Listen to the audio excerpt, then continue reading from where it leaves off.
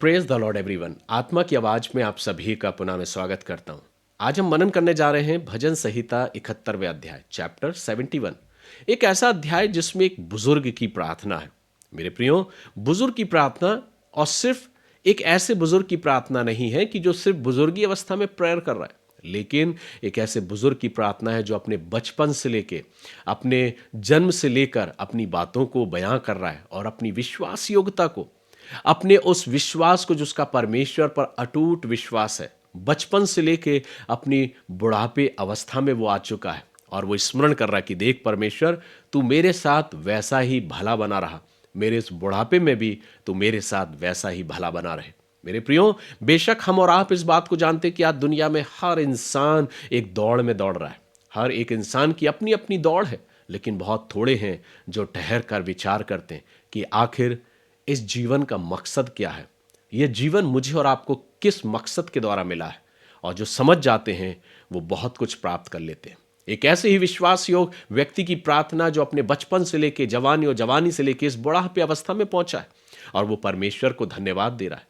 ये 71वां अध्याय मुझे और आपको क्या सिखाता? बेशक मेरे प्रियो, जैसे ऋतुएं बदलती हैं वैसे ही हमारा और आपका जीवन भी बदलता है। बेशक आज हम जो अपने जीवन में अपनी माता के गर्भ से जन्म लिए हैं, हम बचपन के जीवन को व्यतीत किया, हमने अपने जीवन में अपने बचपन से लेकर अपनी युवा अवस्था में आए और उसके बाद जब हम धीरे धीरे अपने उस बुजुर्ग अवस्था में पहुंचते हैं, तब हमें स्मरण होता है, ज्ञात होता है कि आखिरकार इस उम्र तक संभालने वाला मेरा और आपका परमेश्वर है। उन्हीं बातों को एक बुजुर्ग व्यक्ति यहां पे अपने जीवन से परमेश्वर को धन्यवाद दे रहा है। आज मुझे और आपको भी स्मरण करना मेरे प्रियो कि बेशक हम और आप जिंदगी भर जब हम बहुत ताकतवर होते हैं, बेशक जब हमारा शरीर बहुत ताकतवर होता है, हम अपने जवानी की अवस्था को देखकर बहुत गुरूर करते हैं, लेकिन वो समय भी दूर नहीं होता जब हम अपनी बुजुर्गी अवस्था में पहुंचते हैं और तब हमको एहसास होता है कि आखिरकार हम किस ओर दौड़ रहे थे। आवश्यक है कि हम परमेश्वर की उन बातों को सीखें। आइए क्या कुछ भजन 71वां अध्याय कहता है। जब हम भजन 71वें अध्याय को पढ़ते 71 चैप्टर को, तो यहां पर वो बुजुर्ग व्यक्ति जिसने अपने जीवन में अपने जन्म, अपने जवानी अवस्था, अपने बचपन के काल को, जवानी की अवस्था को देखा है और वो परमेश्वर को धन्यवाद दे रहा है। वो कह रहा है, प्रभु बेशक सब कुछ परिवर्तित हुआ, मैंने जन्म लिया, जन्म के बाद तूने मेरी माता के कोख में मुझे जन्म दिया और मैं उत्पन्न हुआ अपनी माता के गर्भ से, तूने मुझे संभाला, मैंने बचपन को देखा, बचपन के बाद मैं जवानी की अवस्था में आया और अब मैं देख कमज़ोर हो चुका हूँ, मैं बुढ़ापे की इस बुजुर्गी अवस्था में आ चुका हूँ। लेकिन प्रभु एक बात है जो मैंने अपने जीवन में देखी, बेशक मेरे जीवन में परिवर्तन हुआ, मेरे शरीर में परिवर्तन हुआ, मैं बचपन से लेके युवा अवस्था और उसके बाद इस बुजुर्गी अवस्था को मैं देख रहा हूं और अब मैं कमजोर हो चुका हूं। लेकिन एक चीज जो मैंने देखी वो ये प्रभु कि तू ना बदलने वाला परमेश्वर है।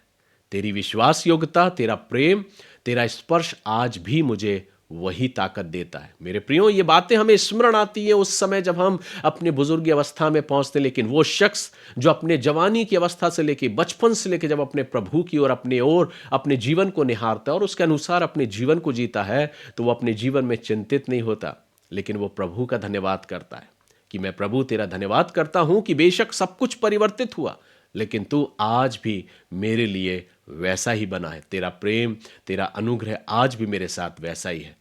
और उन्हीं बातों को यहां एक प्रार्थना कर रहा है, एक बुजुर्ग व्यक्ति परमेश्वर को धन्यवाद दे रहा है। वो कहता है, हे यहोवा, मैं तेरा शरणागत हूं, मेरी आशा कभी टूटने ना पाए।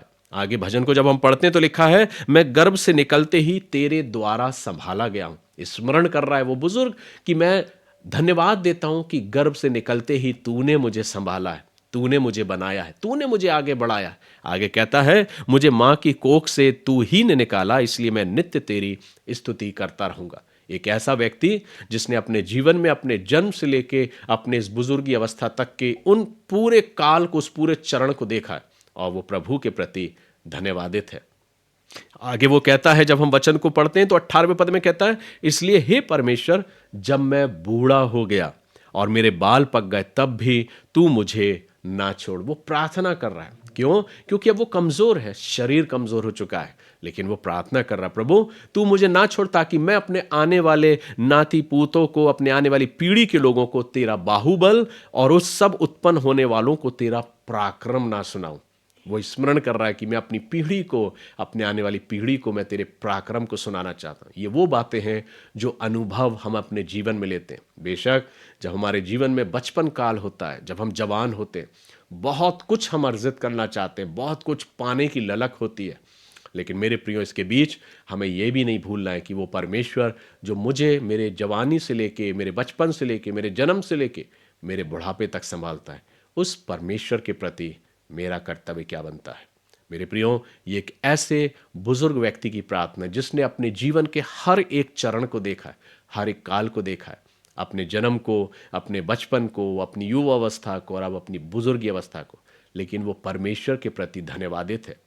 वो बेचैन नहीं है, वो चिंतित नहीं है, लेकिन अपने परमेश्वर के प्रति वो धन्यवादित है और वो कहता है, हे परमेश्वर, मैं भी तेरी सच्चाई का धन्यवाद सारंगी बजाकर गाऊंगा, मैं तेरा धन्यवाद करूंगा। क्यों? क्योंकि तूने मुझे अब तक संभाला है। इसलिए मेरे प्रियो, ये भजन मुझे और आपको ये सिखाता है कि मैं और आप उस परमेश्वर का धन्यवाद करते हैं जिसने मुझे मेरे माता के गर्भ से लेके, मेरे जन्म से लेके अब तक मुझे और आपको संभाला है।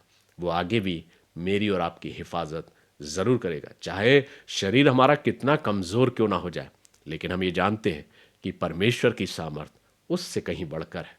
ईश्वर पिता आप सबों को आशीष दे और ऐसा अवसर दे कि हम सब अपने जीवन के हर एक चरण काल में, हर एक अवस्था में उस परमेश्वर के प्रति धन्यवादित रहे, उसका धन्यवाद करें, उसकी स्तुति करें, उसकी प्रशंसा करें और कहें, प्रभु मैं तेरा धन्यवाद करता हूँ। ईश्वर पिता आप सबों को संभाले, आपकी हर एक पल आपकी हिफाजत करे, उसका अनुग्रह आपके संग संग होने पाए। इन्हीं प्रार्थनाओं के साथ, इन्हीं आशीषों के साथ मैं आपसे आज विदा लेता हूँ। कल फिर मुलाकात करेंगे, तब तक प्रभु के अनुग्रह में यूं ही बढ़ते जाएं।